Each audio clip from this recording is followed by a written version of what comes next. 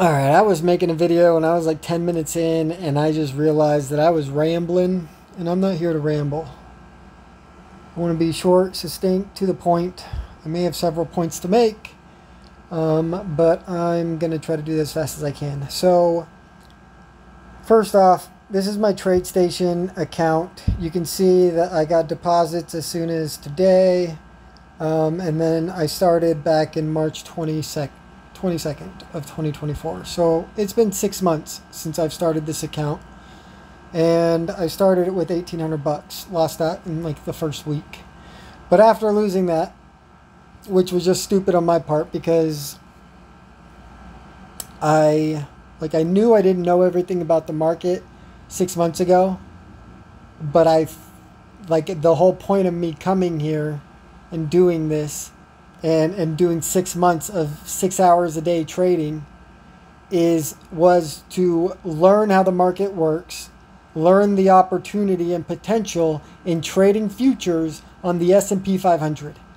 So basically it's like trading stock where you bet that it's going to go up or down, but every dollar like the mini that I'm trading, every dollar it goes up, I make or lose $5. And so it's just a little bit of margin, but it's basically like trading stock. And if it goes up, you win money. If it goes down, you lose money. If it goes sideways for a month, you wouldn't lose or make anything. And so ultimately, the market, what I've discovered, awesome, amazing. Like, it's so hard being me because, first of all, I'm as poor as anyone you're ever going to meet. And obviously I do this to myself. I mean, if we went through my transfer history, you'd be like, wow, this guy. But, like, judge the end result. Like, I don't care what people have been saying that crap about me my whole life. And my whole life I've been doing things that no one's ever done that lead to people making money that no one ever makes. And somehow I end up never getting any real piece of it. But point is that I came to the market prepared to lose money and never walk away. This was, I'm coming to the market to win. It does not matter how long I lose. I will win and I'll win and I'll win. Or I'll lose and I'll lose until I win and I win and I win. And if you know about compound interest, it's the eighth wonder of the world. It's largely acclaimed that Albert Einstein said that. And he said something along the lines of, he who understands it owns the world. Well, guess what? They created this little game, and all it takes is one person to beat this game, and I'm obviously the one to do it.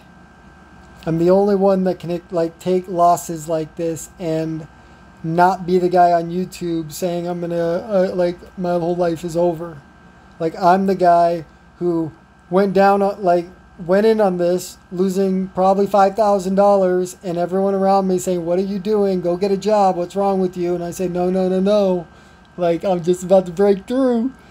And, like, eventually it led to where I'm in this situation where, like, I'm by myself 100% of the time unless I'm knocking doors to sell roofs. And I do nothing but sell roofs and sit in this little tiny 10 by 10 apartment. And I read the Bible a little bit and I trade. And I watch a lot of fucking YouTube, which you should probably stop.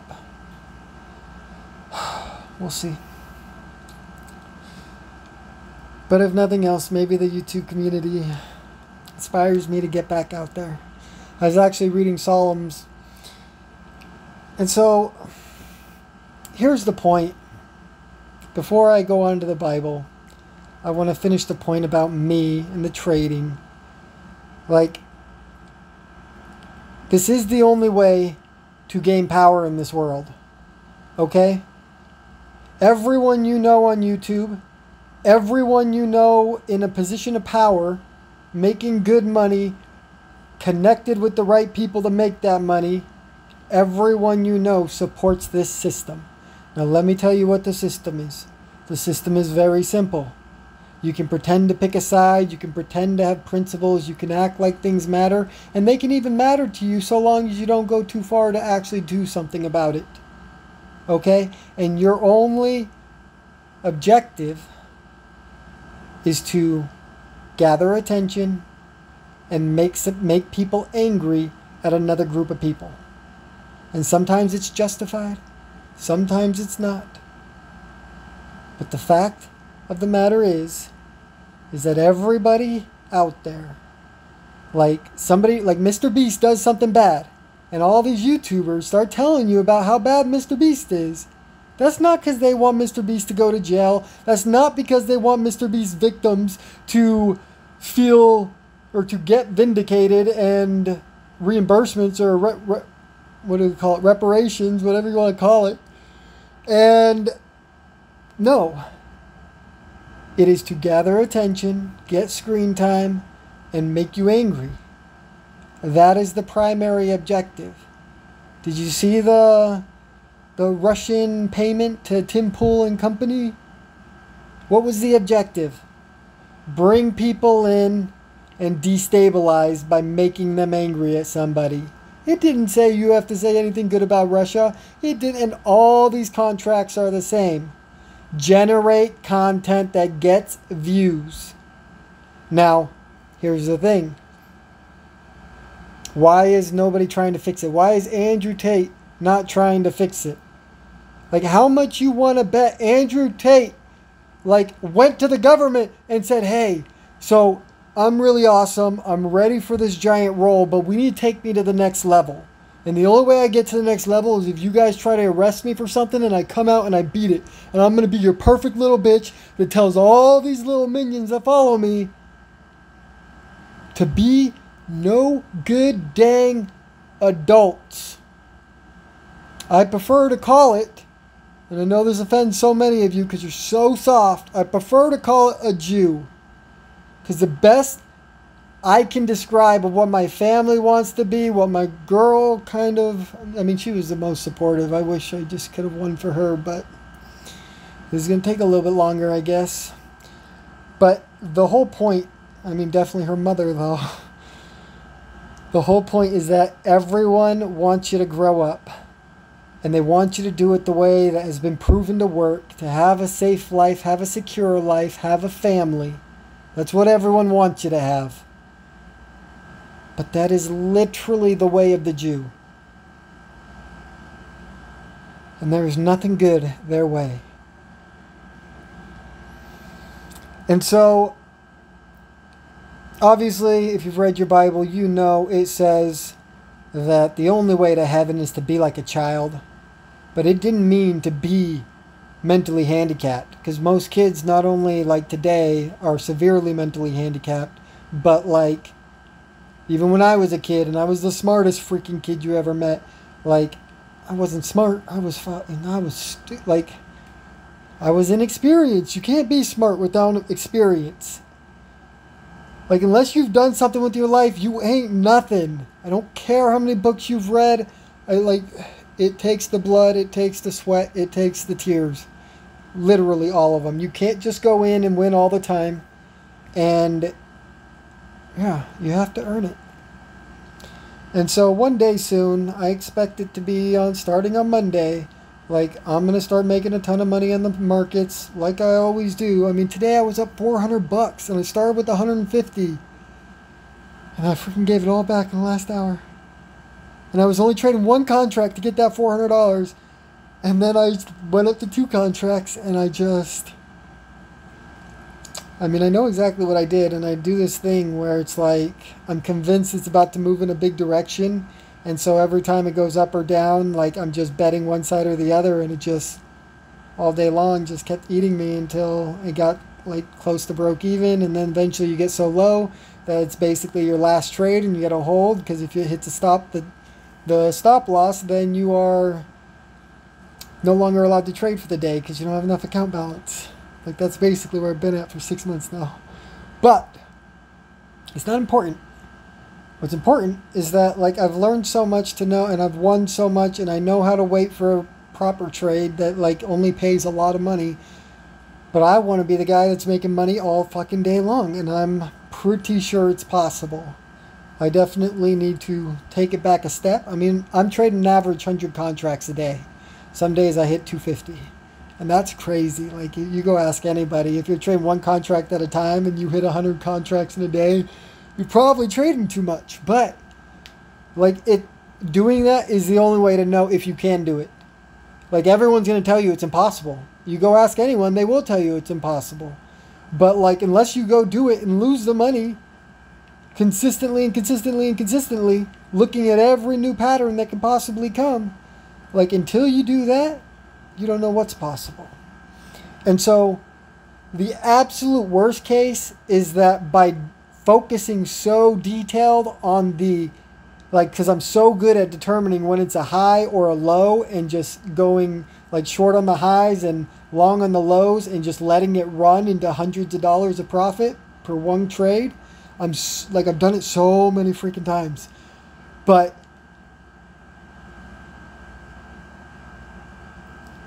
almost nobody is really good at the in-between price action. And if nothing else, even with all my losses, what I've learned is I know from how the chart continues to go up from the time that I buy at the low, I know if it's going to keep going up or if it's going to come back down. I know if it's like, by the time it's gone up $10, I know if the $10 is maybe the high or if it's maximum 20. But if it goes to $20, I know if that's the high or if it's going to 40. Just by how it got there. And so obviously at 10, it's harder to tell if it's going to keep going up or down. But once you've seen like a decent amount of price action, you know exactly what's going to happen. And the point is, the stronger it gets there, the more likely it's going up. The more resistance it had to get it to the new high that it went to from its low, that's how you know it's coming back down. It's that simple. And so obviously this can come in thousands of different patterns, and that's been the learning experience for me. And so again, if nothing else, I can always just revert back to my conservative trading, where I attempt to do 3, 4, 5, 6 trades a day and just hitting what I consider to be highs or lows of that trend. And the point is that I am so confident that I will, like, if I do that in a year, I'm the richest man on earth. But a year doesn't quite feel good to me. Like, I want it to be more. And so the market's about to crash. If you don't know that much already, you're behind schedule. And with the crash, volatility goes way up, and it's going to stay up. We're going to be above a 30 VIX for probably 12 months. And that is the dream world I've been praying for literally 5 months. Like, from when I got in March, I saw a little bit of volatility, and I found these patterns, and they haven't come back since. And I know they're coming back. And since those patterns ended, we've only been in this new pattern. And this new pattern is very simple, but not necessarily, like, it's actually started to change now towards the downside. It's like it's doing the same as the pattern that's been happening for the last 4 months, and it's just adding a ton of downside to it, which definitely says that the pattern's starting to migrate into a new pattern. And so I love the patterns of the market. Like, how detailed it gets is crazy. I really need to start doing like a daily update on what the market did and what the pattern you should have recognized was, and show you how different type of patterns are so consistently repeating. And there's like dozens of them, but like as soon as you see it happening, you already know what's going to happen the rest of the day. And I'm waiting for those patterns. Like, I mean, I should have been able to do that with the last 4 months of market, but we'll call it a learning phase, and I just had this overwhelmingly bearish sentiment towards like society, I guess. And so it makes it hard for me to make money when the market's going up, because I'm so against the market going up. Like, it needs to go down, it needs to be humbled, and we need to get back to real sound money. Like, we cannot, like, oh man, Here's the thing. Like, we're going to get into how to save the world because, unfortunately, if you haven't read the Bible, spoiler alert, the government cannot save you. Because just like I told you, the YouTubers were sent here to make you angry at somebody. Only job of the government. The job of democracy is to abuse the Constitution and blame each side, making either side angry at the other side of global or the whole country, and then accomplish nothing. Never make it better. Because at the end of the day, I would say the number one objective of the people running this world is to have as many people die as possible. They want people dying because they're poor. They want people dying because food's too expensive. They want people dying because of suicide and just making life so miserable. Nobody wants to fucking do it no more. They want people to die because of bad freaking medical stuff like the Rona, or the treatment for it, better said. They want people to die with the drugs. Sure, they'll go bust a drug deal, but they'll never shut down the source. We'll go bomb freaking Muslims in Iraq, but we won't bomb Mexican cartels bringing over fentanyl, killing more people in the United States than anywhere? The fuck we talking about? Oh, we tripping. America's toast. If you didn't know it, America's toast. And so, I'm going to do a little doomsday for you. The fact of the matter is, if you go look at the birth rates and the death rates, it's bad. So we've gone from 4 million average from 90s prior. I don't know how long, maybe 1950 to 1990.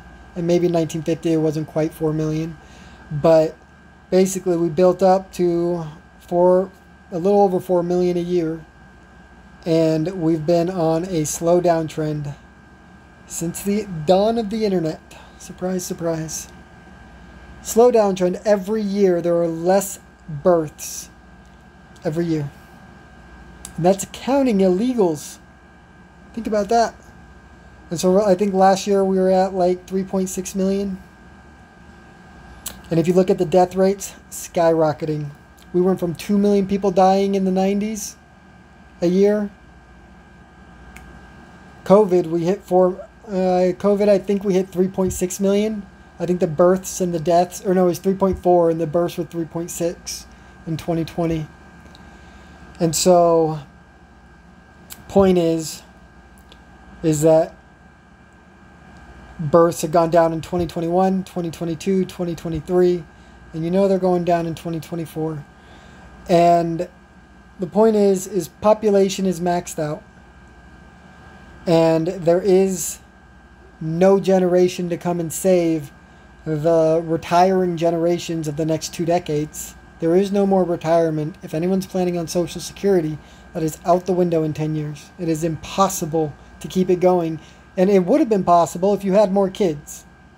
But you didn't have enough kids. And so you lose. And so with the stock market crashing, the point is that we are in the beginning of the forever, never-ending recession. This is forever. It is all downhill from here. And when you think about all these stupid stocks that exist that are doing... So let's do Tesla as a perfect example. I'm pretty sure they're about 40 times earnings, okay? So let's talk about this. If you own let's say you own a tile business, and your tile business makes $500,000 of profit per year, and you want to sell your business to some investor, and you want to take that money and go invest it or go retire or whatever, you can expect, depending on how good your business is, to sell that for 5 to 10 times earnings. So if you profited $500,000, then you can expect to get $2.5 to $5 million for your business. And I mean, you got to be a really good business like the best business. Like every client always pays. You have no collection agency because there are no problems. They pay beforehand 100%. Every job is perfect. Your subcontractors are perfect. Like you would have to be such a perfect business to sell your business for 10 times revenue or 10 times earnings, profit. And so if you go look at a company like Tesla, I think they profit like $5 billion? And so I think they're actually at like 100 times earnings right now. And the point is that Tesla's a garbage company. Like the cars are all outdated on the road. 90%, probably 50% of the reason your Tesla is worth less today than it was before was because the battery is degrading. That's what these batteries do. They lose the ability to charge and drive the same amount of distance as time goes on. Anyone saying that's not happening in their car is a fucking liar. And so you got that. You got the fact that Tesla's manufacturing in early stages, first 4 years, were total garbage. Like no attention to detail on any of the cosmetics. Tesla Cybertruck, obviously a total fucking joke. I mean, if you've seen the reviews on YouTube, like there are just so many things that are just totally unacceptable. So, point is that in no world could Tesla be worth more than $50 billion today because it's maxed out in revenue and it can never advertise to a larger audience. Every year there's going to be more people dying than being born.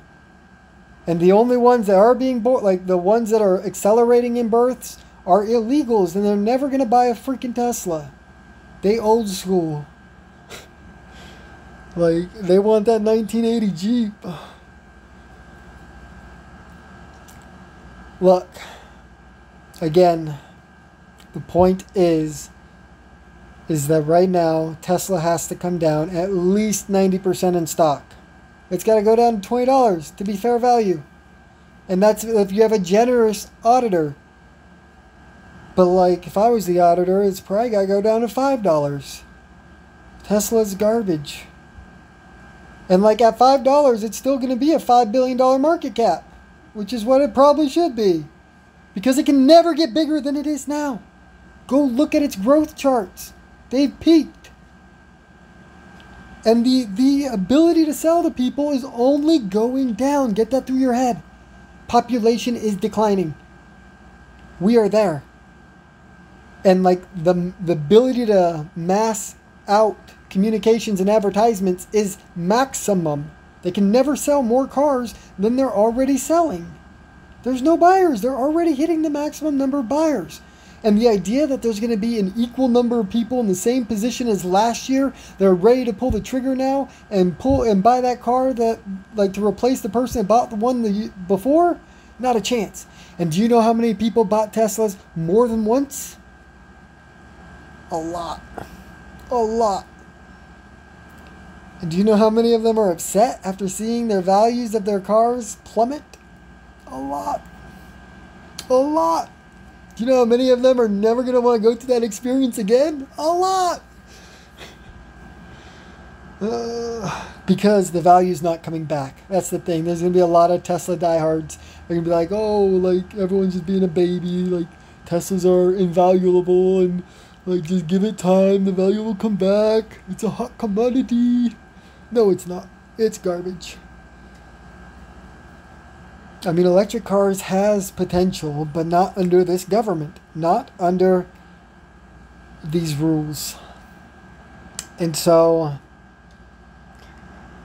like, I mean, does that mean Elon Musk is done for? Probably not, because, like, Neuralink is, I mean, it's hard to believe that he's going to have the best version of the Neuralink, because there's obviously a bunch of companies out there, and Elon Musk does absolutely nothing the best.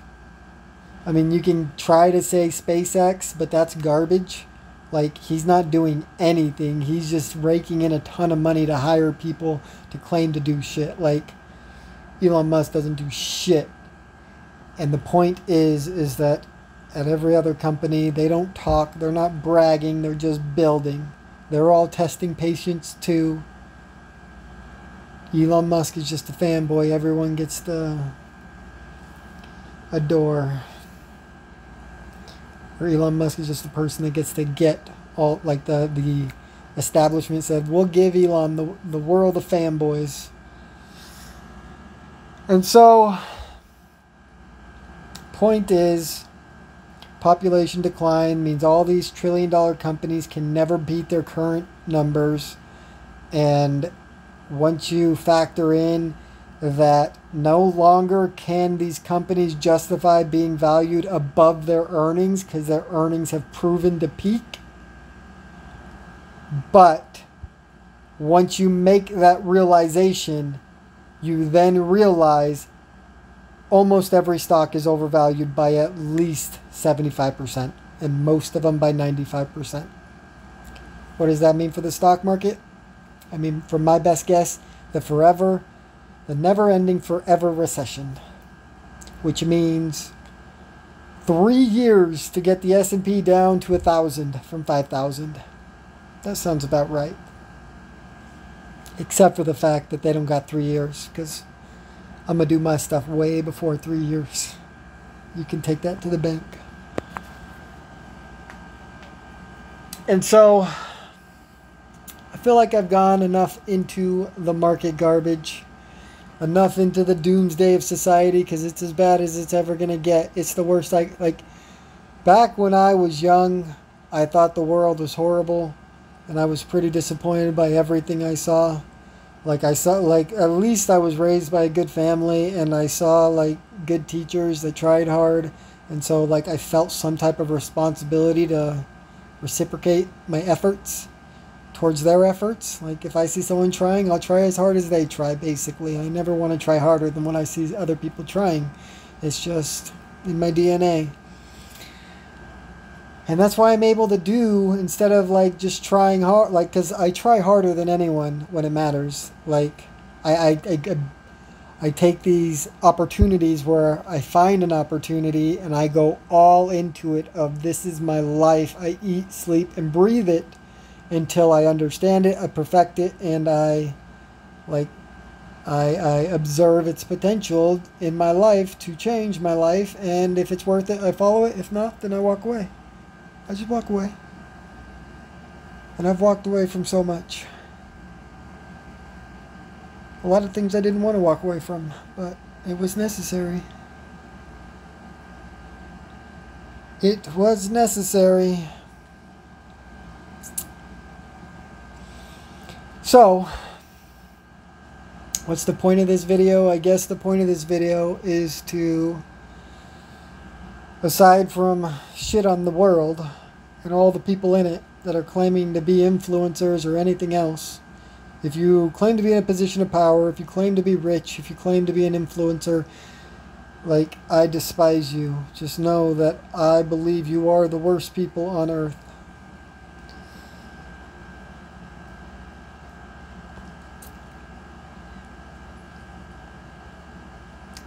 And so, if you know anything about me, you know that I was on YouTube for a long time. Like, I can live stream and I can talk all day. And I can tell it how it is. And I can do mathematical equations on an Excel sheet that explains your question to basically any question, as long as I don't gotta, like, do functions inside of the Excel. But, like, basically, you just give me an Excel and you give me a question, I can lay out the numbers and we can get to an answer. Like, that's just the way it usually works. And so, what is my, oh nice, my phone is charging. Okay. The reason I'm here, the reason I'm making this video is to talk about how to fix this world. And the answer is simple. The answer is very, very simple. And this is where hopefully I keep you. But if I lose you, good riddance. But the fact is, if you don't know that the only truth on this planet, the only truth, is the Bible. King James Version, good old-fashioned, good old Bible. Everything else is garbage. No, I mean, there's a couple things I could point to that, like I tell you, is pretty good too. But nothing is validated but the Bible. And so, if you know, like, the Old Testament has a lot of great stuff, and it speaks a lot of what the New Testament speaks anyways. But there's a lot of laws that people lived by in the old ways that Jesus literally says because of his death. I mean, I don't know if it's Jesus that actually said it, but I feel like it was, but maybe not. But it definitely says in the New Testament, which is the Word of God, which is the point. The whole Bible is good, and it's just about interpreting it the right way. Like, anyone that reads Israel in the Bible and thinks the country Israel is mentally handicapped. The Bible was written, I mean, some parts 2,000 years ago, some parts 6,000 years ago. Israel has been announced as Israel. Kingdom of Israel was what it was first named 1,000 years ago. So what's the chances that the worst people in the world said, in order for us to win, we have to beat the best people in the world, which was a valiant Christian back in the day? I mean, miss me with most Christians today. Like, outside of the fact that, like, you might help your neighbor or a homeless person every once in a while, like, man, you guys and me are very different people. Very different standards. Like, I have the highest standards, but some people look at me and they look at me like I'm trash or filth because they see low standards, because what I deem to matter for high standards is the complete opposite of the rest of you. Like, what matters in life is not what you guys think matters. And so, again, but 1,000 years ago, the Jews feared Christians. Feared Christians because, I mean, as far as, like, kings telling Christians to go and, like, kill people if they don't believe, like, I have a hard time believing that there wasn't a resistance of real Christians against that and getting killed for it too, standing up against it. And they say, if you don't kill this person, we kill you. And they say, kill me because I believe in Christ. Like, that's what the Bible's about. And so, point is in the New Testament, it clearly states that Jesus' death cleansed the world. Not perfectly, because Jesus also said that this world is the devil's. He said Satan is the god of this world. Now, here's my biggest issue with churches. So, I mean, I probably actually do like Christian folk, but I hate churches. I don't care if you're the Catholic Church, the Mormon Church. I mean, I've never seen a good one. And the thing that's bothered me most, and I remember thinking this as a kid, and thinking that, like, there's a 0% chance Jesus is coming to save anyone from the sky. Because, like, if something's going to change in this world, it's not going to be because everyone on this world sat on their hands and waited for something to change. It's going to happen because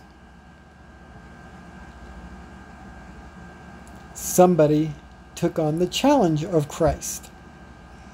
And so, point is that if you read the scriptures in the Old Testament and New Testament, you will know for certainty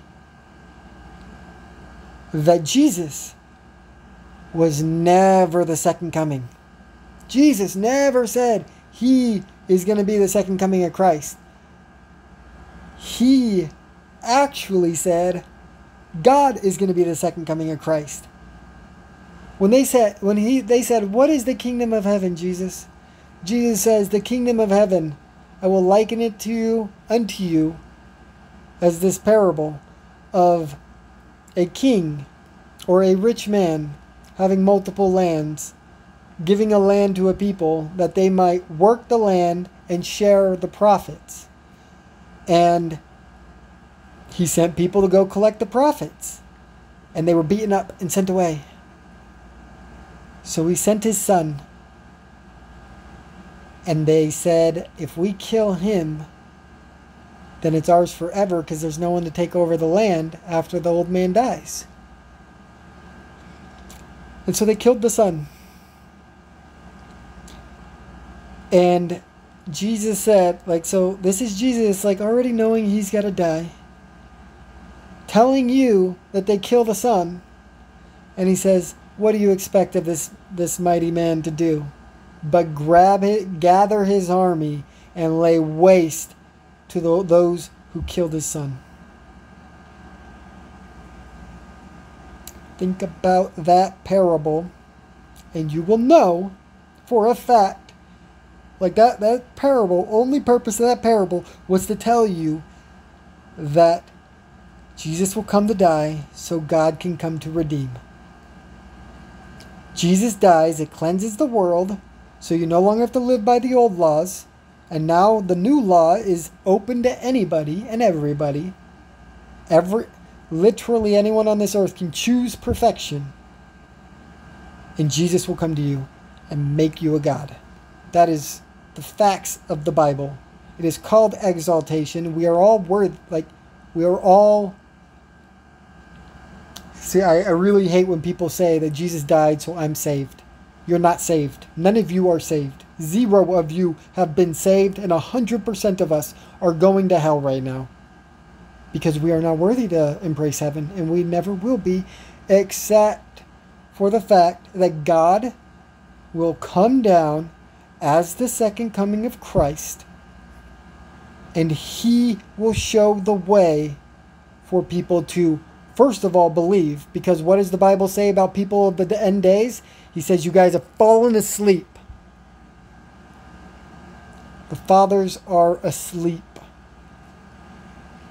And they're not talking about you physically, they're talking about you spiritually. You've lost the meaning of spirituality.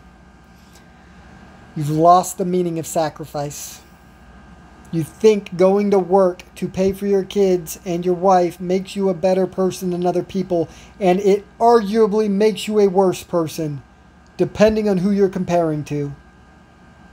If that's all you did with your life, don't you dare fucking claim to be Christian. It's supposed to mean something.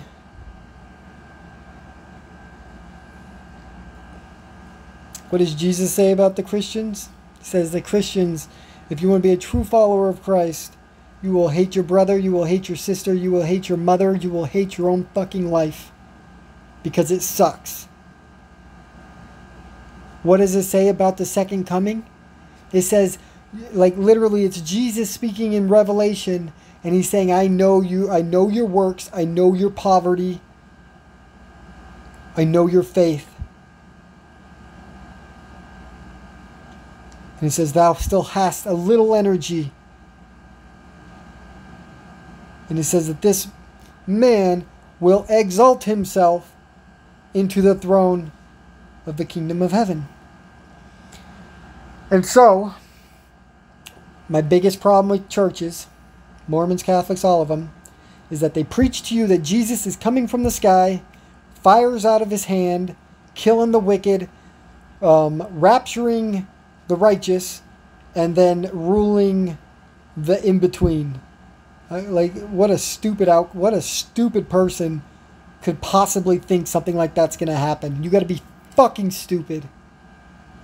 You think Jesus would come down and go through his normal life to get freaking executed, and then just come down shooting fire and say, after we've let the devil control this world for 2,000 years and just abuse everybody, we're just going to come down and say, okay, that's enough abuse. How stupid are you? The point of the second coming is that the second coming is not Judgment Day. The Judgment Day, when all people will be judged, will be 1,000 years from the time of the second coming of Christ. Read your freaking Bible, people. 1,000 years. It may call the second coming as a judgment day, but it says when you are judged at the throne, it clearly says it's after the 1,000 years. After the world surrounds the city of God, and then they are destroyed, and judgment starts. And this is all 1,000 years after the second coming of Christ. And so, reason I despise all these churches is because they've all told you that Jesus is coming to save us. One day, just wait, pray hard enough, and you're going to see Jesus come out of the sun. Like, the sun will look extra bright, and then in 30 seconds, you'll see there's a man in the sun. And then, like, in 3 days, he'll come all the way through space, and you'll see giant Jesus. I don't fucking know. Like, you're so dumb. Think how stupid that would be. Like literally, even if he was in the sky, only 1,000 people maximum. He's in New York. Only 6 million people are like gonna be looking at that. Like, dumbest thing I could imagine. Anyone thinking that is so dumb. And the worst part is, and like the way you know that they're all occupied by the devil, is because they've what's the word? They've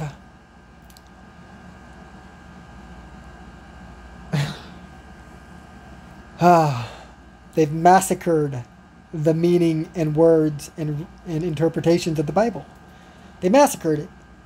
Like, I cannot tell, after reading the New Testament probably 20 times in the last 3 years, front to back, I cannot fathom how anyone could think Jesus is coming back to save them. Like, literally, it says, if you haven't read it and you just want me to give you the punchline, it says, God came down as Adam, and that Jesus was the heavenly spirit in the Garden of Eden. And that after Adam died, he went to heaven, because Adam was a perfect man, teaching his children how to be godly, in hopes that they might return to heaven with him. But how many made it? Not a lot. Very few. And then, so God's in heaven, and God says, okay, so the people, like, they can't learn. We flooded them, tried to start anew. That didn't work. We promised we won't flood them again. I don't know why we made that promise. Like, we need a flood. This whole world needs to go. That's the cold, hard truth. If we're talking in a spiritual manner, there's nobody worth saving right now. I mean, you can argue a baby, but, like, without God coming to save us and teach us the right ways, like, your baby's just as fucked as we are. It's a fact. Like, there's no hope. And so,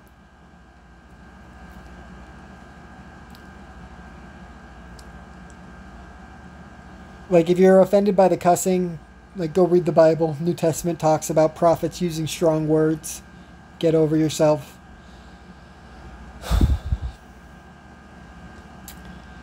And so, if you read the Bible, it says that, like, we did all those things in the Old Testament. No matter what happens, it just keeps turning back into the absolute worst thing imaginable.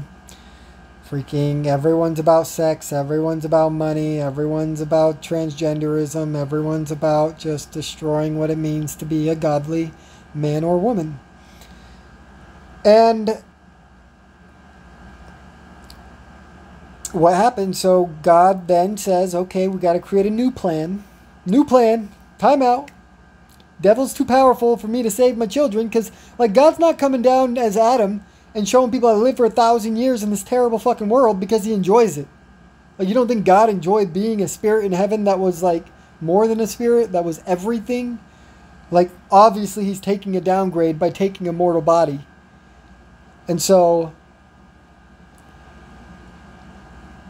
the idea that he did that was not so that he could come and be a king over his people. It was so that he could bring people to his level.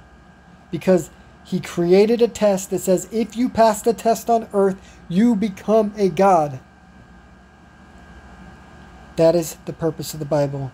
And so we have the plan, like the Old Testament. We have the history of why, all the reasons it didn't work. Why people just couldn't choose God for one reason or another. Bad king, bad people, it don't matter. It always ends up being both. And so they create the second plan, the new plan. And the new plan is, okay, Jesus, you're going to go down and you're going to be perfect. And we're going to make sure that when you die, a promise is created over the world. First, a promise to all people, no longer just a promise to the Jewish people, which is probably not the same Jewish people that claim to be Jews today. Like, I'm fairly confident that 99% of the ones claiming to be Jewish have no background to actual Jewish people of olden times. And so, and the reason I say that is because almost every Jewish person I've met is just so bad, so bad. Like, everything about them is inherently evil. And I don't know, I guess 2,000 years ago that was basically true also, but not really, like, sort of, but sort of not. Like, there was definitely people that listened and loved what they heard. Like, that's a fact of life. But anyone that was committed to Judaism, yeah, like, they're offended. How dare you claim to be anything when we're our own gods? Don't you know our scripture? Yeah, that's not what it says. You are not your own God. You can become a god, but in order to become a god, you got to be perfect. Like, you literally cannot do anything in the gray. You would never kill someone. Like there is no gray for a perfect person. Like, once you reach perfection, like, you're just perfect for forever. That's what exaltation promises. And so, again, Jesus dies, creates basically two promises. One, that the world is now cleansed from the old and evil and, like, I'd say sick ways, where, like, animals used to make you sick. Like, part of the Old Testament, you didn't eat pig because it made you sick. But when Jesus died, it said the pigs are healed. Like, the world is no longer dangerous to the human body, is what Jesus's sacrifice, one of Jesus's sacrifice. So, the world is no longer as dangerous. Anyone can become perfect. And if you if you chase after perfection and you earn it, like, God will present himself. And then,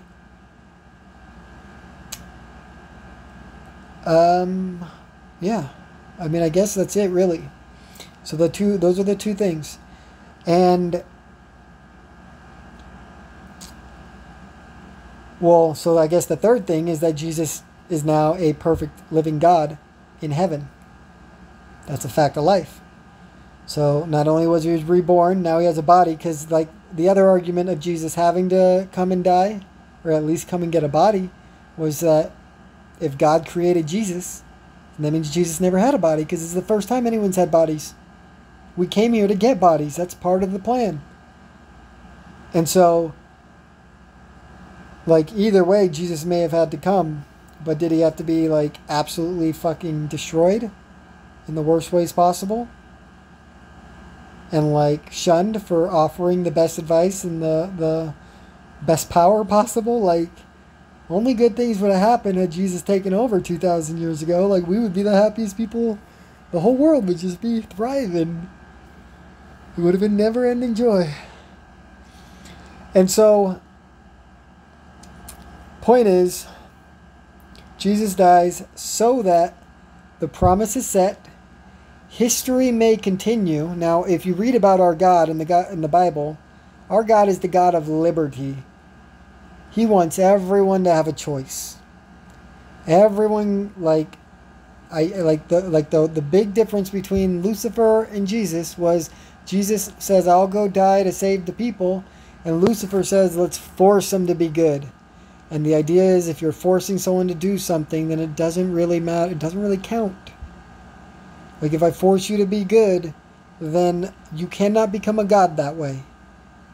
Because it's not perfection. You're going to have, like, if you're feeling force, you're going to have a natural reaction of resentment.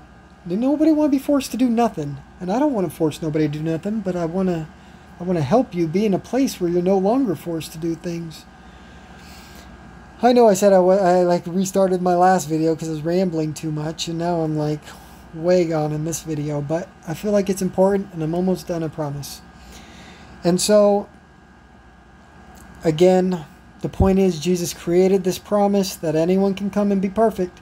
And so, why is it taking 2,000 years? Well, Jesus said it would take a long time. Everyone knew it was going to take a long time for the end times to come. And so, obviously, now is the time. Like, if you need more than what's going on in this world to, like, have your eyes out of where's Jesus, Like, just because Jesus is what you were trained to know because you never read the Bible.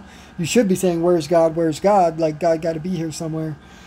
And that's, so here's the full analysis of my problem with this earth. Is 1, we know the promise. 2, we know it could be any of us. And 3, the churches don't believe, like, they don't preach that. They don't teach that God is coming to save us. They don't raise the children like they might be God and that they need to live up to the standard of God because it's on somebody, one of us, to fix this fucking world. Like, just like Avatar: The Last Airbender, they're like, where's the next Avatar? Where's the next Avatar? And they figure it all out and they map it out and they know it jumps from one to the next, and then they know that they always like the same toys, so they give them toys.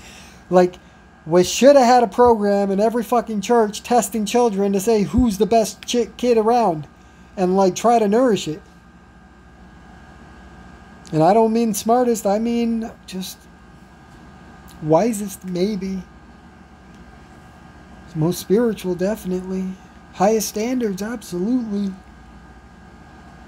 Man, I used to get blamed of having anger problems as a kid because I'd get mad when people do wrong things when we're, like, expected to do it right. And I told them what to do and they go do it wrong. And I'm like, bro, why are you making me look bad? Like, let's go. Have some standards. Like, fuck. Yeah, that makes me angry. Anyways. Point is that we all should have known that God was coming. We all should have been, like, saying, where's God, not where's Jesus, like you all are. We should all understand that Jesus is in heaven at the moment, and that whether now is the end times, like, you can debate that, but, like, I got so many facts and proof to prove it. Like, it's happening, people. And I'm that guy. Like, I hate to say it just because it's so irrelevant. Like, it doesn't help me to say it. Everyone treats me worse when I say it. Like, I have a more acceptable life that you guys consider acceptable if I just go out there and be a normal person like I know how to be. Like I've been in all my professional careers over and over and over again, getting rich people to consistently work with me. And it's because I know how to, like, I know how to act like a person who's in an environment where he's not allowed to offend. And I know how to fucking offend people to their core and make them want to kill me. Like, and I do both often.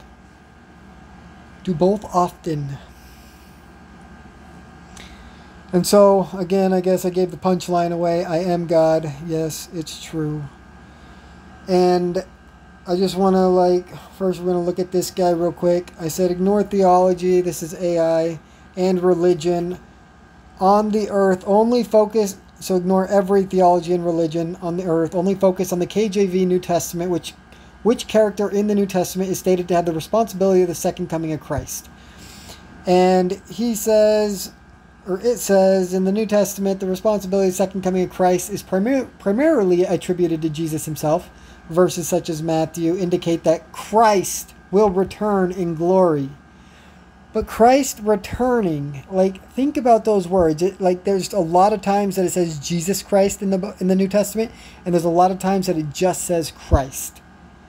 And so Christ can represent two people when the Bible clearly identifies these two peoples as basically the same. How many times does it say Jesus and God are like one? There is no difference. Once you're a God, you God. Like, it's that simple, people. And so then he goes on to say, additionally, God the Father is also referenced in relation to this event. And I just said God is the right answer. And he says, yes, you are correct. In the New Testament, God the Father is ultimately responsible for the second coming of Christ. Thank you for the clarification. But point is that God loved you so much that he's willing to come down to the worst world possible. When Jesus was born, the world was a better place than now. That is a fact of life. Like, maybe less opportunity back when his time, but, like, if money is of the devil, then opportunity's not that great. And so point is that the people that believed in God back in the day lived to a better standard. And so I personally believe that Jesus had parents that raised him that were better than any parents on the face of the earth today. And I believe that Jesus didn't get hit at such a young age with all the fucking evil. As soon as you start going to elementary school, you start hearing about porn and all the bad things that people think about, talk about, joke about, all the things. And I mean, it happens young. I remember probably second grade, kid gets suspended for a day because he was crawling on the floor to look up one of our teacher aides' skirts. And that's where it starts. That's always where it starts. So it starts putting in little kids' heads. And point is that I believe times were easier to be a kid back in the day than it is now. Kids got it rough now. The ability for a kid to grow up in this world and not end up just bad in so many ways. It's rough. It's rough. And for me, it was no park. Luckily, my dad was a Superman. He wasn't perfect, but man, he was better than every other man I've ever met in my life. And I've met thousands of men. If I would have had a bad father, I would be dead already. Guaranteed. I would have had no hope. But seeing my dad, I just knew anything was possible.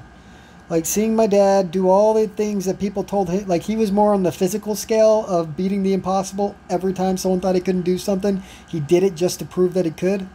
You tell him he can't hang on a monkey bar for 10 minutes, he'll go hang on it for 12 minutes. And his arms probably won't even be able to work the next day, but he'll do it. And pain just, he don't care about pain.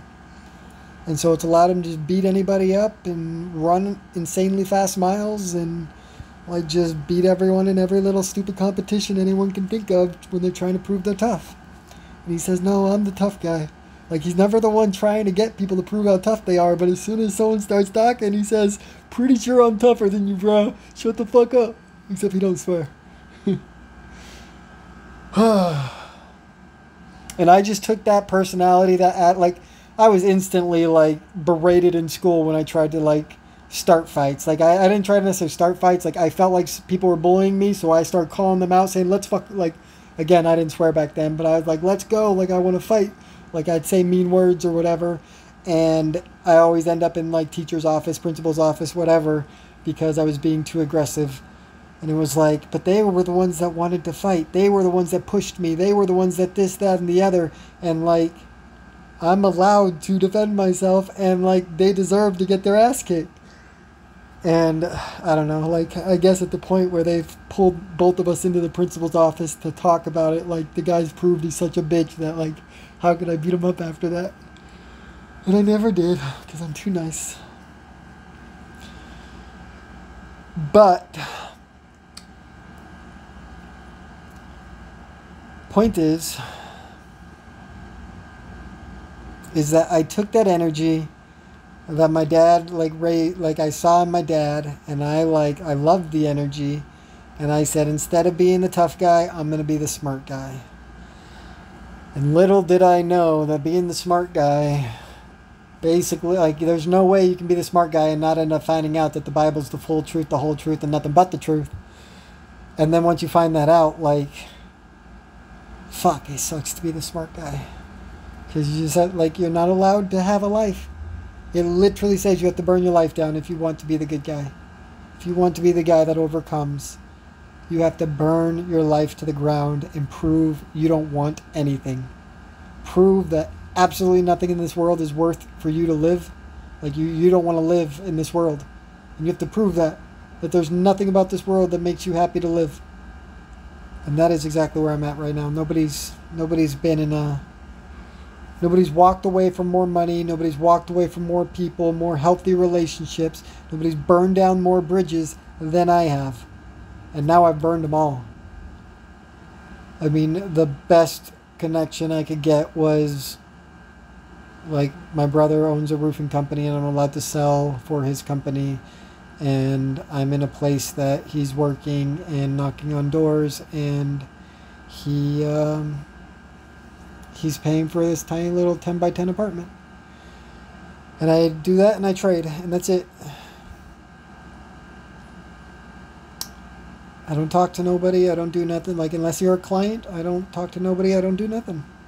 It's just the way it is. And so, if you go read the Bible, you'll realize that the second coming of Christ always has been, always will be, God coming back as a mortal to learn the ways of this world, choose to be like away from it, apart from it, and then hyper focus on perfection. And so, I mean, back in the day, before like I believed the Bible was the whole truth, I used to think like the Bible is more like a universal truth, that the laws of nature and history and all these different things, and like history repeats. And the couple of facts is that the only person that can save you, as the Bible says, is a Christ-like figure. And so it says that be wary, because a lot of people are going to come out claiming to be Christ, claiming to be something else, or claiming to be your Savior. And like it says, try every spirit, because there will be many that come in Jesus' name that are devils. But never, never, never, never, like Jesus didn't say, wait for me to come back. Jesus did say that, like, when they come back in my name. Like, again, it may have been Jesus, it may have been an apostle, but like it says, like as it's talking about the chief shepherd or it's talking about the Christ, it says, like, the one who comes in the name of Jesus. Like, so it says that there will be bad people that come in the name of Jesus, and there'll be one good one. And so, my point is that if you're into politics, if you're giving money to politicians, if you're doing anything right now, you are a loser. You're retarded for not believing the Bible, first of all. Anyone that doesn't believe the Bible, like, I write you off instantly. Like, leave me. Don't ever talk to me, because I would destroy you in any fucking debate. That is a fact of life. The Bible is 100% true. And anyone saying that it freaking perverts itself, it doesn't. You just don't know how to fucking read. So,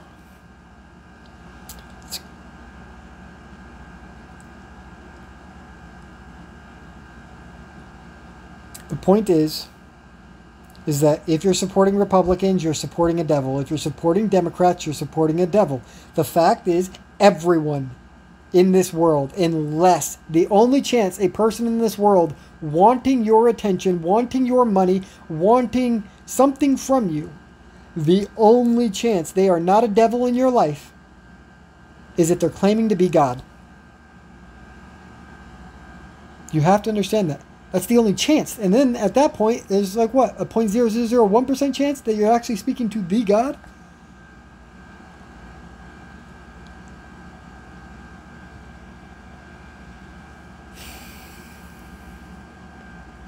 And so,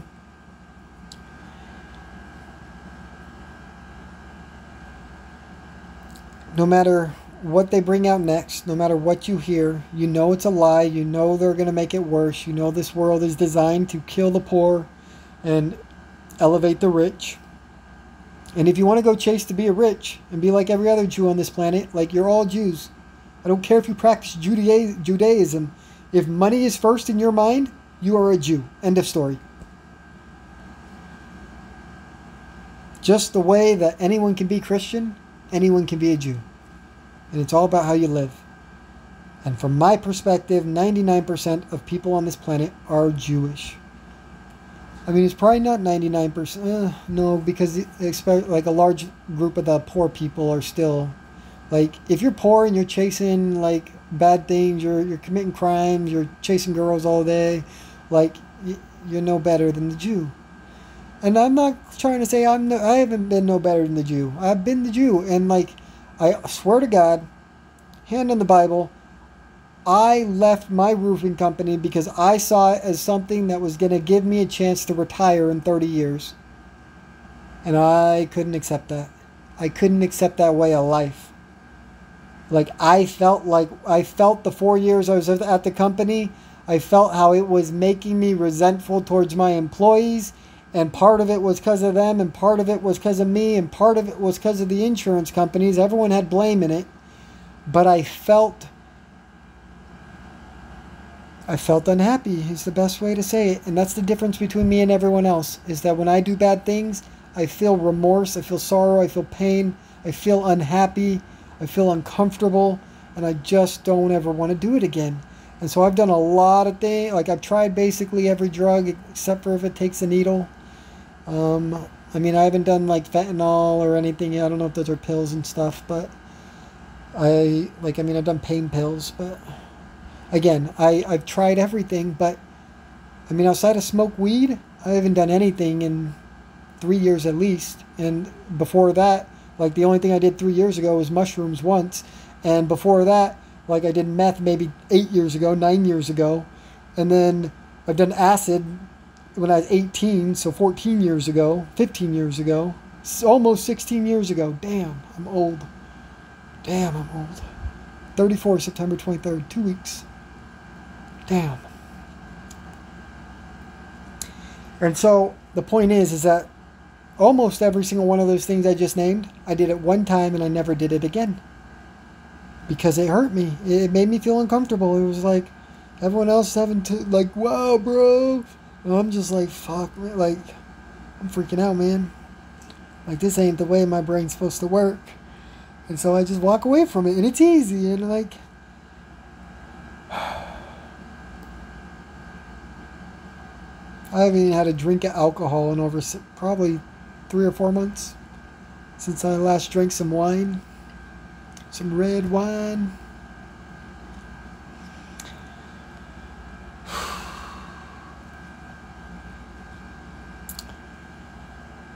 I hope this inspires you to go read the Bible. I hope you go learn for yourself that all the churches have been lying to you about Jesus coming back, and it was never spoken that way. It was never written that way.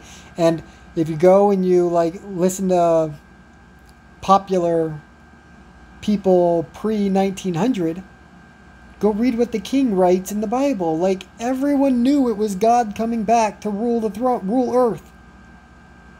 Jesus came to die so God could come and find Jesus and then become king of earth.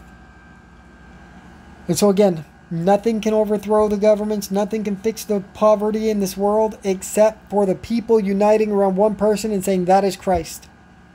That is our Christ. That's the only chance you have. If you know the Bible is true, then you know that's true. And if you know that's true, then you can't be chasing these communist things. You can't be chasing anything. Even though, like I'm going to bring a form of communism, except it's going to be the legitimate communism, where, like, the 5 basic necessities of life are going to be taken care of for everybody. It really is. And it's going to be easy, and it's not going to cost a penny. And anything you want more in your life, you're going to have to work your ass off for, just the way it should be. Just the way it should be. And if you don't want to work and you just want to survive and you want an easy life, I support it. Like, you're here to live your life, and nobody's supposed to tell you how to live. But if you got a boss just to pay your rent, like, people telling you how to live, and it's a problem. It's a fucking problem. And nobody can really be happy, really decide what they want to do with their life until they have total and utter freedom without the threat of surviving hanging over them, to actually decide and have the time to do what they want to do with their life. And if we change that narrative in society, where we make it easy to live, hard to have extra, and hard for vacations, hard for travel, and it doesn't mean like make it more expensive just cause, it means balance it out. Expensive enough to where like the people buying it can have it, while the people not working can't. Like, it's pretty simple. It's pretty simple. And so, I mean, we got worse than communism right now, because, like, right now we can't blame anyone. At least if we had a king, there's somebody that we could revolt against and kill. But right now, there's just nobody. Like, there's nobody that controls this democracy. It's you kill one person and someone will fill their place. And the exact same things are going to happen no matter what. Doesn't matter if Republicans get elected. Doesn't matter if Democrat gets elected. Doesn't matter if your YouTuber's filing a lawsuit. Doesn't matter if he's doing anything else. None of that's going to work. The Bible says there's one way the people can be free. And it's to anoint their God. And all it takes, 10,000 people picking a person and saying, this is our God. We anoint him. He has a decent background. He's better than you guys. He's going to start our society with us. And just the, like, if you go buy land as 10,000 people, like, assuming it's 10,000, like, hardworking Christians, they're supposedly out there saving money, saying they're doing the right thing.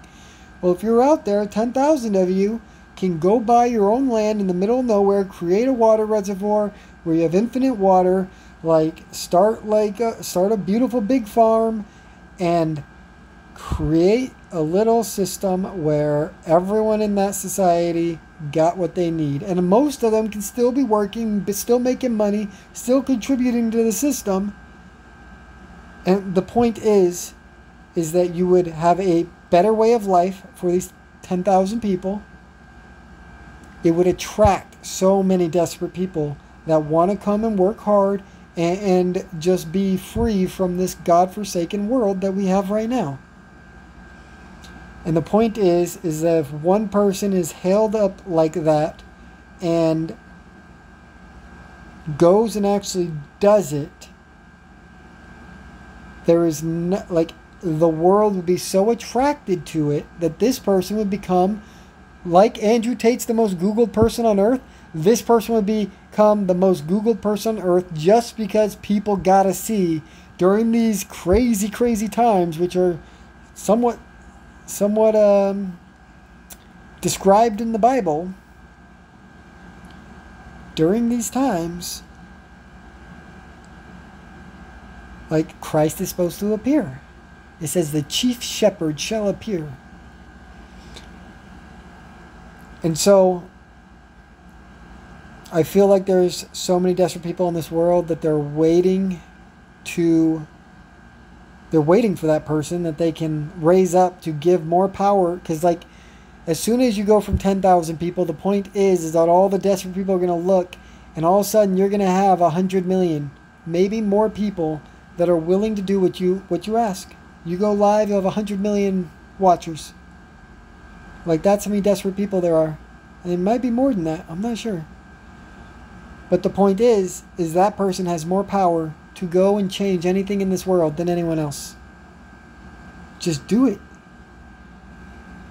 Like, the point is that if there's so many people that like one person and this person isn't willing to work with the rest of the world, and instead they're hell-bent on exposing and destroying and collapsing everything around him, and the people support it, he can't lose. And the people in power will run and hide and expose themselves as cowards and as robbers and thieves and all these different things.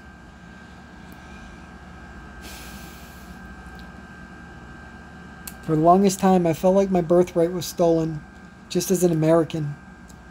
Like, I mean, there's 1,000 reasons why as a family, my family should have been rich before I was an adult. But, like, that got stolen too, like, in 3 different ways. But I feel like as an American, we were so rich back in 1990 when I was born. Before, like, even when I was, like, 8 years old, right before we got the internet in our house, like, America was so rich. We could have done anything. Like, we could have afforded anything. And instead, we just gave all the money to the rich, and now we're broke. Worse than broke. Far worse than broke, because not only are we broke, but the government's broke too. There's no money nowhere. America's so smoked, people. If you don't know that America's smoked, this is going to be a rough year for you. Rough rest of the end of this year.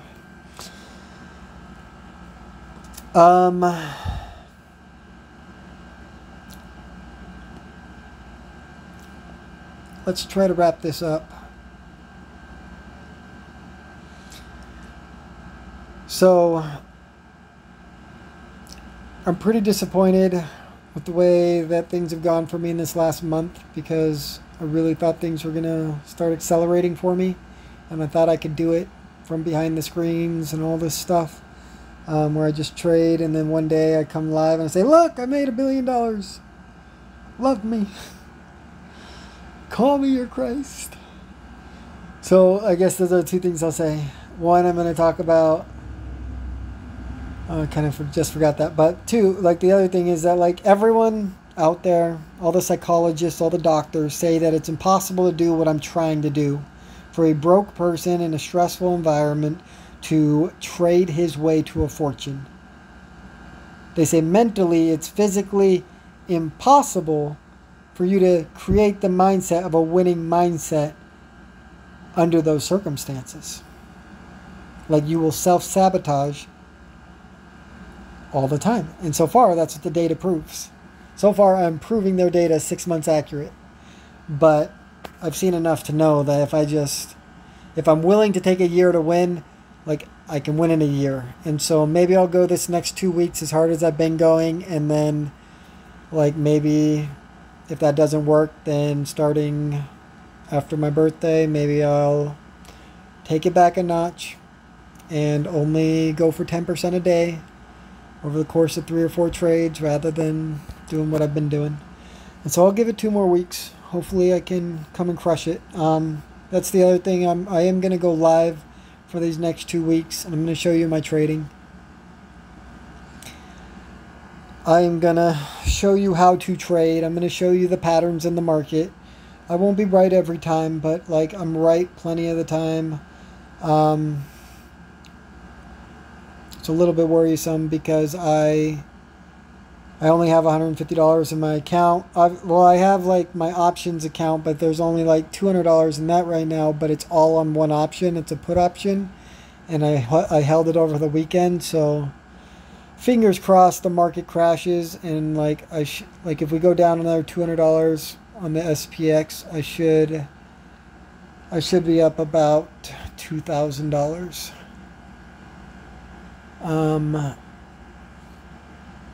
It's actually $20 on the SPY. I have a SPY position, but I should be up about $2,000 if we can get that extra movement, which the charts say that it's happening. The charts say we got another $300 down before any upward movement. And it could be 350, but it also could be 250, I guess. So I'm really hopeful for that, because like I haven't had over $500 in my account for over 3 months now. And like if I can get to 2,000, I feel like now, like, because the first time that I had 2,000 in my account, I just wasn't ready. I didn't have the experience, and I just got too aggressive, and for some reason I thought I could overcome it, even though I didn't really know what I was doing. It's kind of weird. I mean, it was like I saw a week of patterns, and I thought, okay, I know a week, and now I know everything. And it was like, it takes a solid 3, 4, 5 months to see everything.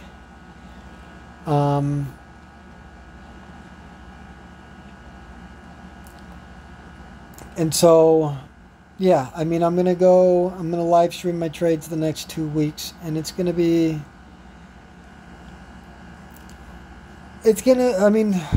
only going to have $150 in my trading account, my futures account, and so that means I get to make 1 trade unless I win. If I win, then I can make more trades, but if I lose, I only get that 1 trade.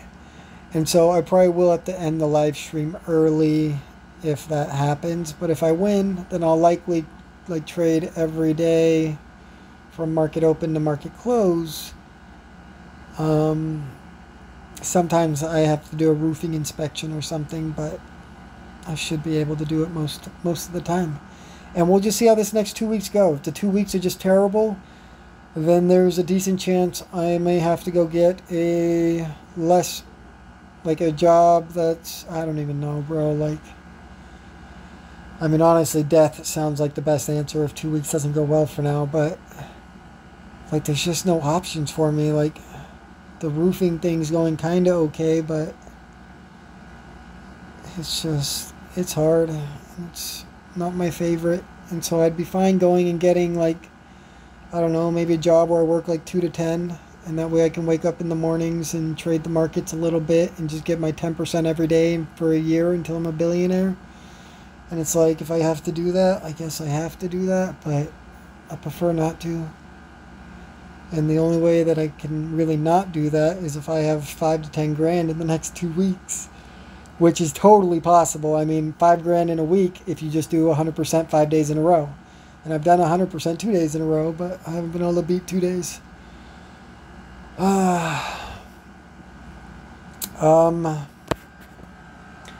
But yeah, just a little bit about why I'm God. It's obvious and everyone should know it. And like, you guys should be, even if you don't think it's me, you guys should be looking at who you think the best person is and saying, bro, the Bible says God is here on earth and that he has to stand up and save us. Like, you're the best person I know. Like, fucking do it for us, bro. Like, this world is in pain. We need help.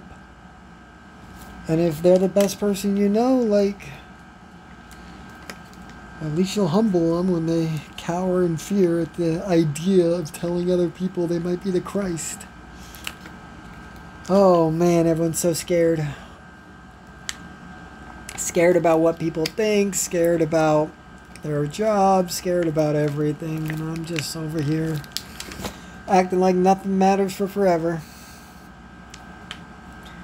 I mean, you see me get like excited, angry, whatever in the moment, but like outside of like having emotion, like long term, there's no attachment that I've made that I haven't been able to walk away from, including money, which is the most important, which is the one that no one else is able to walk away from, which is the one that no one else is willing to sacrifice time after time after time, like knowing it's a losing battle. I don't know. I'm special that way. And so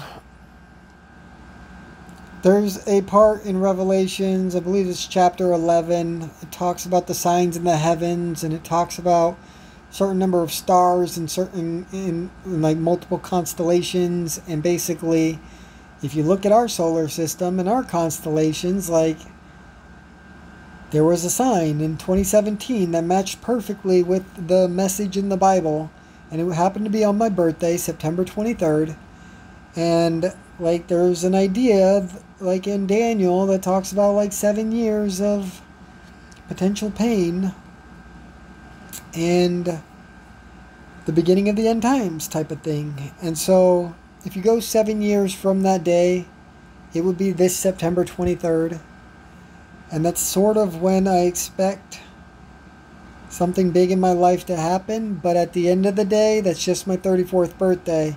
And there's a lot of discussion about Jesus saying that he started his ministry, like where he took his apostles and he started preaching to everybody, saying he was Christ and all these things, when he was 33 to 34 years old. So it's either 34 years old, like I maybe evolve in a slight manner to where like I'm actively building and growing a group of people to take over this world, or potentially something even better happens at the age of 34. And like basically here's the idea: if I can take this $150 starting on Monday in the futures, regardless what happens to my options, but I can, I mean, again, whether it's 50%, 100%, but let's just assume 100% for the argument's sake, and go 100% 5 days in a row, and then the next 5 days in a row before my birthday, so 10 trading days total, and turn $150 into $200,000. If I can do that in 10 days,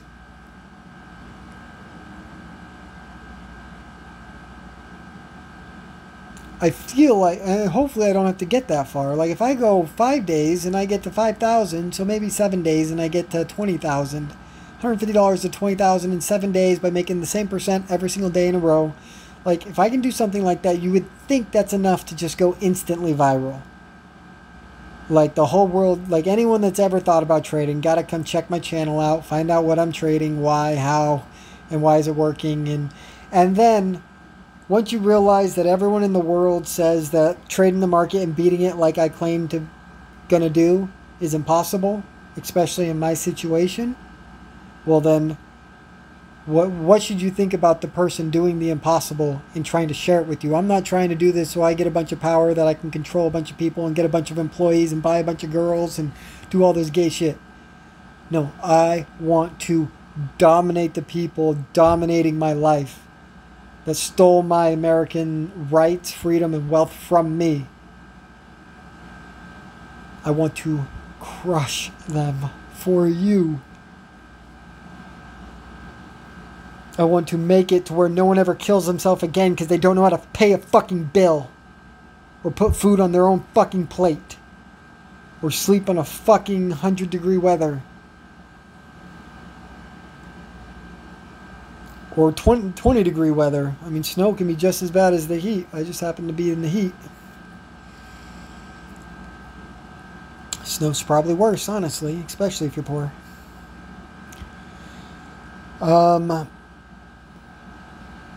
So obviously if I could do that, then that's one thing. But then also, if I can do that, then that proves that, especially, like, because what you got to understand, no matter what someone's doing today, whatever they're telling you they make, if they can prove that they make it 10% a day, 100% a day, 1% a day, guaranteed 100% factual, every single trader making money right now could make less money and be more right by being more conservative. So that means if I can do 100% a day, that means obviously I could be more conservative, trade less, and do 10% a day. Or I could do 5% a day. Like, you can always do less. You can't always do more, is the point. And so I went out there into the market to see what's the most anyone can do. And until you get options is probably the most. But there's certain days that you don't want to be in the options because there's not enough movement. And even if you're right about the movement, by the time it's halfway or the day expires, like, it can hurt your profitability. And then if you go too much theta, well, then you would have just made more money by trading futures. And so options can be the right, like, the most potential play. But really, if you're under 25 grand, you should probably just be with futures. Especially not having to worry about the theta, and like worrying about the theta is something important, and you got to understand that before you really go balls to the walls in the options. But futures, like, if you just are a good chart guy, futures are wonderful, wonderful, wonderful. And so point is that if I go 5 days, 7 days, 10 days of all this winning, most people in this world know, I feel like, that nobody gets anything for free. Nobody just stumbles upon stuff. Like, everything takes hard work. Everything takes effort. And so, like, whenever anyone says that, oh, that person just stole all of his money, like, even though he was probably a slimy scumbag, like, he still probably worked for it. Like, he had to do something to get it. Like, especially if it comes with power and authority and reputation. And so the reason I say that is, if I come and I make 100% a day, multiple days in a row, I'll be the first one on YouTube to ever do it. First person probably alive to ever do it. And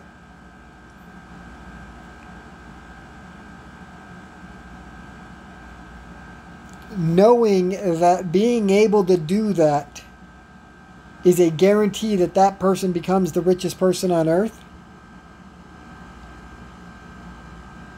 should tell you that if the person claiming to be God for 7 years before freaking coming up with the answer to infinite money, like, there's no way that person ain't God. Like, you only get what you earn, and if I earn the infinite money, it just means I'm right about everything, people. And so I'm kind of hoping that I can just crush this next 2 weeks, live on camera, show it to the world how it works, and just drop everyone's jaws. Because it says that God will be exalted among the heathens. It says God will exalt himself.